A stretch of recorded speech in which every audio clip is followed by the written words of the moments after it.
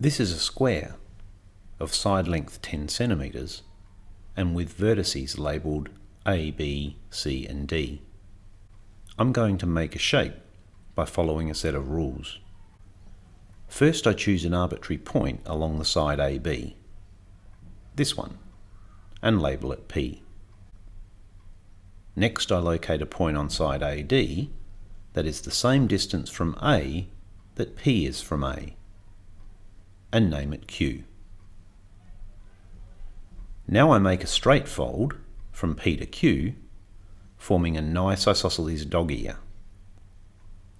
Lastly, I make a straight fold from P to C, and I've created my shape, the quadrilateral PCDQ.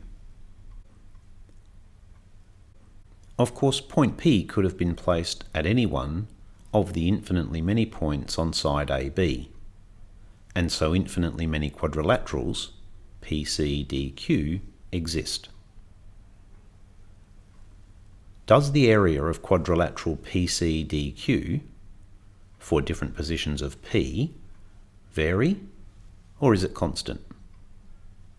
Without doing any measuring or numerical calculating, see if you can make an argument that would convince the pickiest of people which it is. The area varies, or the area is constant. Team up with a friend or two and give it a shot.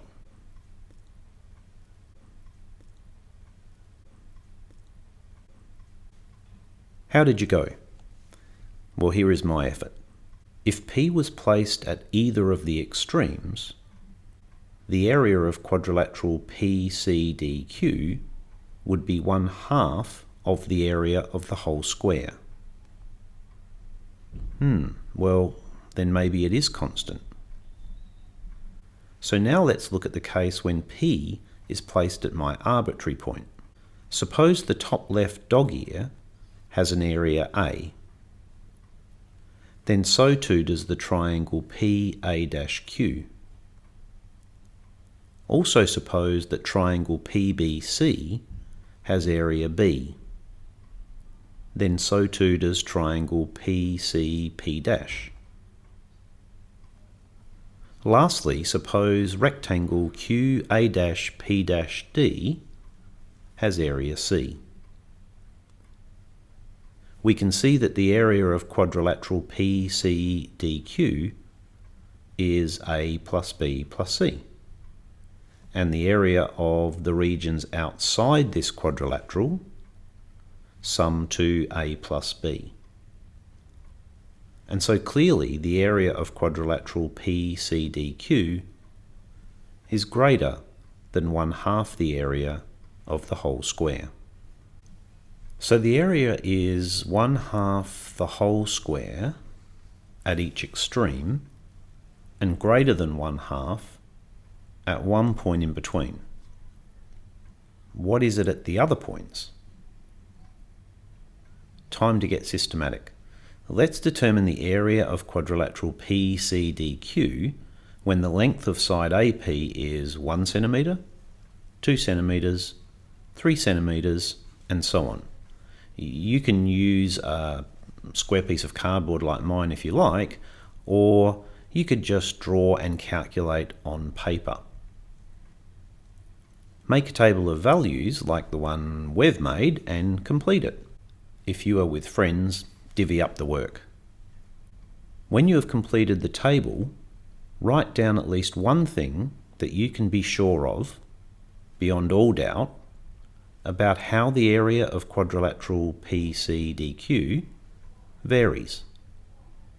Also, write down at least one thing that you feel might be true, but are not completely sure about how the area of our quadrilateral varies.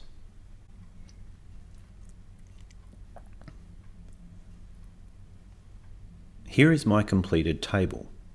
Does it match yours?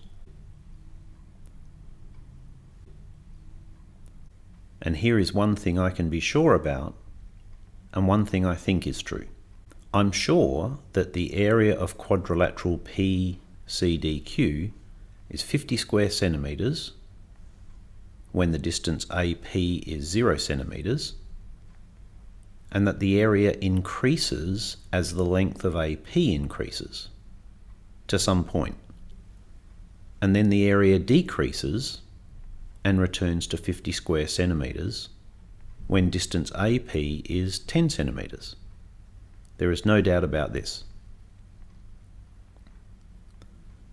It seems like the area of quadrilateral PCDQ might be the greatest when the length of AP is 5 centimetres. It feels correct, in part because of the symmetry of the area values I can see. But the shape itself does not seem to have a symmetry that helps me be totally convinced. Well, at least not that I can see now. How could we become convinced of this? Beyond all doubt. Well, one way would be to calculate, in one statement, every one of the infinitely many areas of quadrilateral PCDQ. So instead of distance AB being 4 centimetres, for example, I state it to be x centimetres and then calculate using this value. You have a go first, and then I will show you what I did.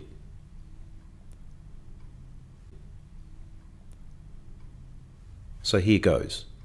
The area of quadrilateral PCDQ is equal to the area of the square ABCD, subtract the area of triangle APQ and triangle PBC. And so it is equal to 100 subtract 1/2 x squared subtract 1/2 of 10 multiplied by 10 subtract x. And this will simplify to negative 1/2 x squared add 5x add 50. How does this help?